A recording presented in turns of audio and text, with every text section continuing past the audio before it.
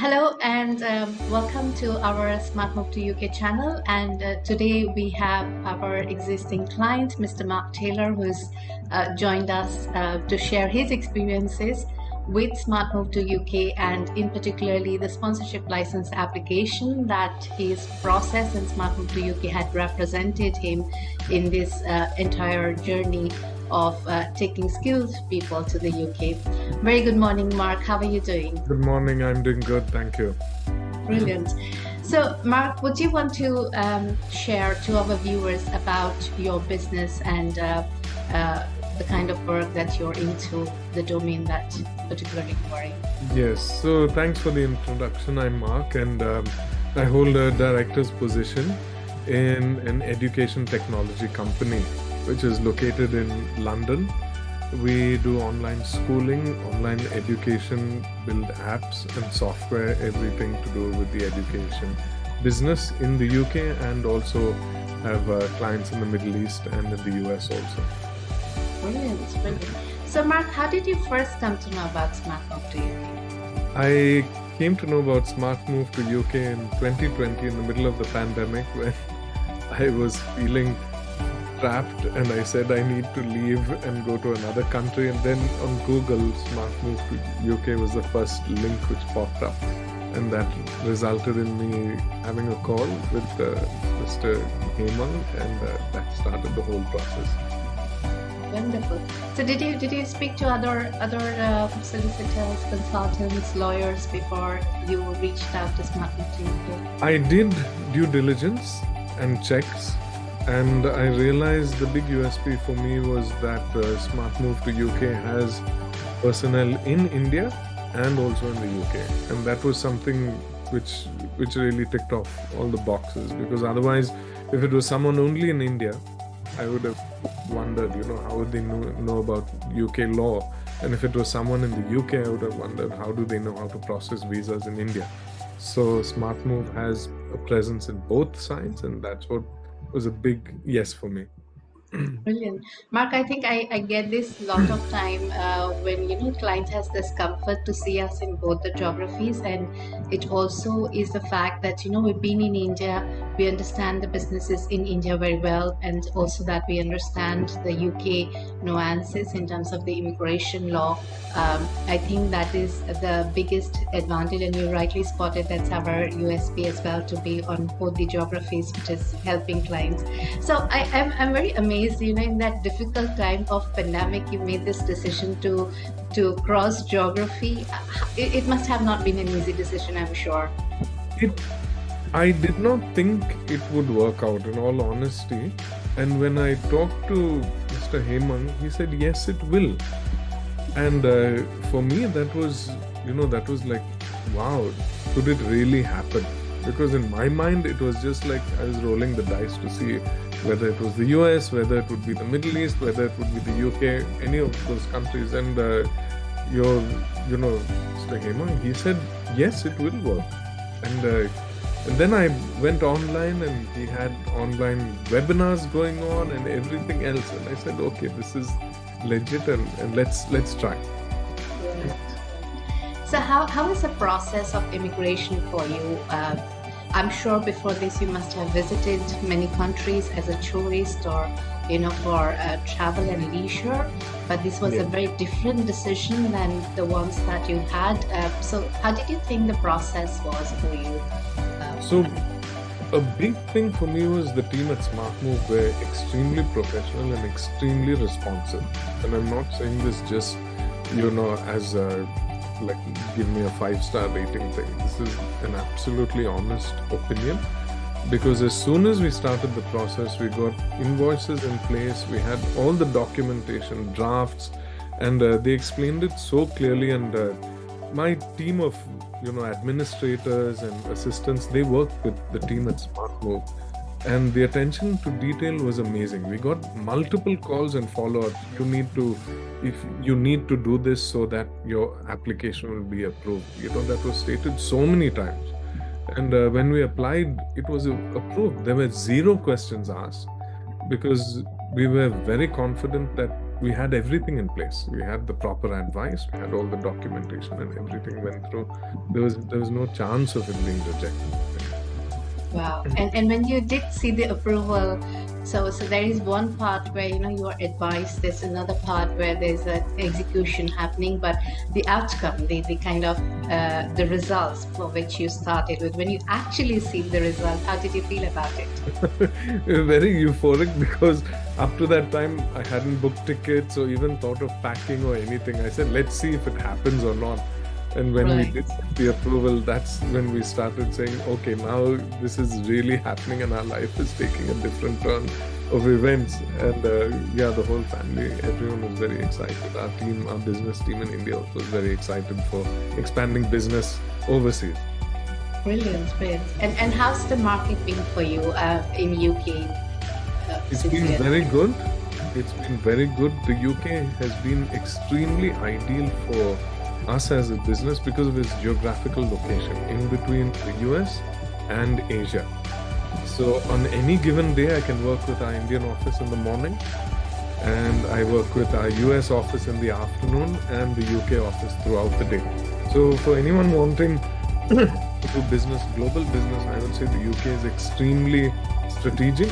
It's also extremely easy to set up a company and everything else. Yeah. And in terms of your kids, you went in with your very young family and dependent children. So how are they settling? Do you think that from their perspective as well, this has been the right decision in terms of their education, your social life, your cultural life, etc.? Yes, we live in an area in the UK where it's very diverse. There's a huge Indian population. We get everything which we get in India: the groceries, the food, the chaat, all of that. And our kids, as a family, we travel many times during the year internationally. So my kids do schooling online, and they do it online through a British online school, and then they'll be joining our online school also. And they found it very easy to live here. On the other hand, it's not like India where we have people to do everything for us, and I think that's a very good thing for children to grow up where they learn it's life has to be real, and we've enjoyed it so far. Brilliant. And this particular decision and the fact that now you are in UK, how is that impacted?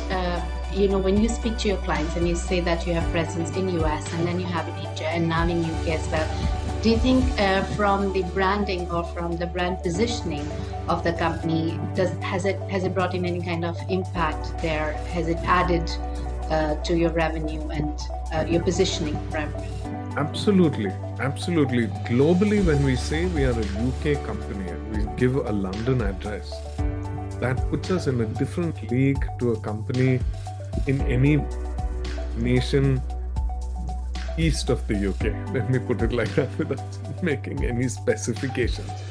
But it definitely enhances the brand, and it shows clients that we belong to a responsible country, a country that is used to doing business. And London as a city, it's globally renowned. When you have that London address on your business card, it opens up doors which you would never get if you were representing a country from the Middle East or South Asia or anything like that. So it's been a big learning experience for me to know how much of a positive impact having a company based in the UK has when it comes to business. Brilliant. And Mark, now coming to the process of sponsorship license, and if any were to just read the gov.uk website, or firsthand when you try to see about this process, what are your thoughts? What did you think about how this sponsorship license works, or did you think that it is fairly easy to get through and we can have your talent coming in under this category? Yeah, so with the laws changing every week or every month, anyone reading those sponsorship rules, you will have to have a legal degree, let me just put it like that, to go through it. And Mr. Hemang, I would consider him a friend because of his patience. It's not that, that it's just a one-time call with him and then it's done. but he is very present. The team is very present to answer all WhatsApp messages, all the silly questions I've asked them on email. And he has done multiple calls with me. And when we talked, he said that, it was always very reassuring. From his tone and everything, it was, let's try it, let's give it a try. Those are his exact words. Let's see what happens. And for me, I entered this whole process of a sponsorship license with skepticism. I said, how can we start sponsoring workers? How is that possible? And he said, let's try, just put in the application. And we put in the application and we got it within a week as a class 1 sponsor. I was blown away that, wow, this is how it is. And we got that, the email saying this is where you log into your portal and everything else. And then after that, I was guided every step of the way. If anyone has to open up that portal, you will not understand head or tail what it is if you are a lay person like me from business. But having SmartMove2UK and Mr. Hemant's guidance, he knows that portal in and out. Like the way one of us would know Instagram or Facebook, for him the portal, the government portal is, he knows it like the back of his hand, and he'll say, click on this link and you should see this and you should see that. And he guided me throughout the whole process. And we've already brought in more than, I think, 8 staff from India with their families. Yeah, in our office here. And it's all through SmartMove. Everything, the sponsor license, the certificate of sponsorship, everything came through the guidance from SmartMove. Because I didn't want to break my head trying to figure it out myself or trying to find somebody else. Because I knew the process and the people behind it, which is most important. Right. So Mark, what is your advice to the Indian entrepreneurs? India is shining. India is having a lot of entrepreneurs. India has best of the businesses, which still I think has a huge potential in UK market. And sometimes when I speak to clients, they have a lot of reservations to say maybe UK is not for us, or maybe the process would be cumbersome, or there are a lot of myths around the immigration as a process. What is your message to these business owners? My message would be the immigration process is not complicated.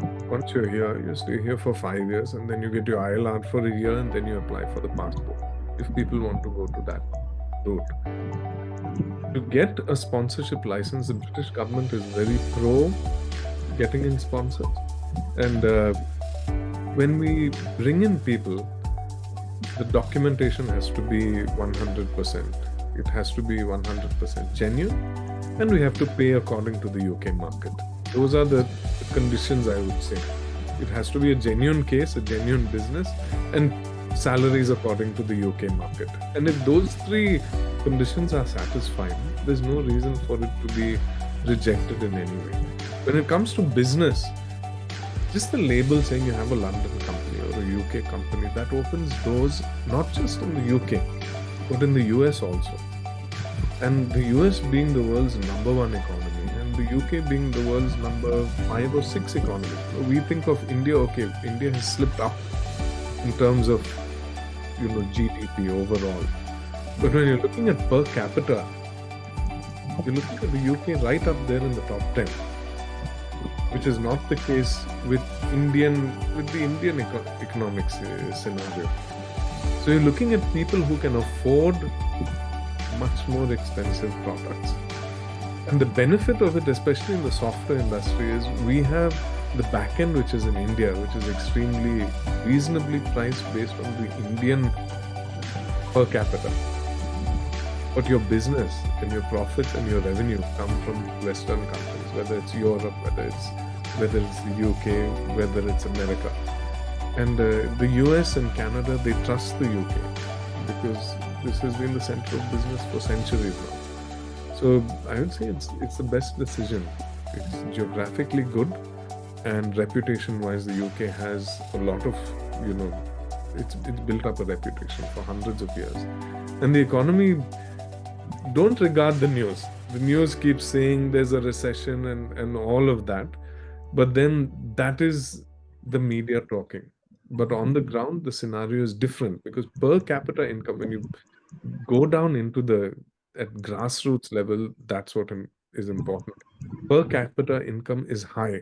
So people can afford your product, which is manufactured in India, whether it's software or any other kind of export. Right. I think, Mark, it's an amazing point that you bring to table to say that, so long as your manufacturing or your services are going to be rendered in India and, you just have a presence, a base, a marketing kind of a office in the UK, you would still be able to make a lot of difference in terms of, accelerating the growth of the business and, the brand positioning that you get, and perhaps also opening up more geographies for your kind of a business. So I think that's an amazing takeaway from this discussion. And definitely the next question was about the recession, because that's the next thing that a lot of clients were asking. So even before I ask you, you came to that particular point, because no matter what we as an immigration advisor would say, I think coming from somebody who's actually experiencing a life in UK, it means completely different. And I'm sure all of this information is definitely going to help them in making these decisions to enter, live, and work in the UK. Is there anything else that you would want to share as your last thoughts before we end? Just to reassure people who are looking at the news and thinking about, what is a recession. But the flip side is mortgage rates are down and immigration is also down.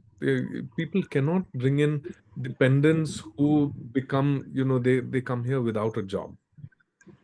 The government is wanting people who have legitimate jobs and who can earn a legitimate, well-paying salary.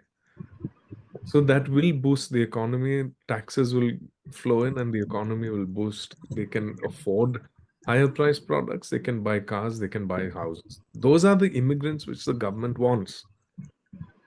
So looking at it from that point, they've already said the recession numbers are going down. And by recession, it's not that everyone's losing money. It's certain sectors which are going, not doing so well business wise. And I think one of the major sectors was the real estate sector. But for people coming out from India, they are not coming here to start real estate companies. So it does not affect them. In fact, it's a benefit because now the prices for real estate, whether it's commercial or housing, it's cheaper. Mortgage rates also have reduced. So it's a big advantage for someone coming out. It might not be an advantage if you have a construction company or you're a builder. Food prices have also gone down. Inflation is down. And if people think about food prices, a basic rule of thumb is it's only double the prices in India. Food in the UK is one of the cheapest countries compared to the rest of Europe. So you get high quality food at a much lower cost. In fact, the US is sometimes more expensive when it comes to the UK. So I would encourage, let's not, give a blanket statement. The UK is going into recession. People don't have jobs. Everyone doesn't have jobs. It's not true. If you're a business person, you have a legitimate career and a job, and you can earn over that threshold of 36,000, you'll start doing well because prices have gone down and mortgage rates have reduced. Brilliant. Thank you so very much, Mark. Thank you for your time, and thank you for all your inputs about the SmartMove2UK as well as your life in the UK. And it was such a pleasure connecting with you today, and I really appreciate you taking time out to speak to our viewers, and I'm sure this is going to really help them in making their decisions to enter and start businesses in the UK. Thank you so much, and I'm very grateful to the team and to Mr. Hemang and all the staff at SmartMove who have had so much patience and who have helped us these past, now we've been clients for over 3 years, and we've not had a bad experience ever. Thank you. Thank you very much. Have a great day ahead. You too. All right. Bye-bye. Bye-bye.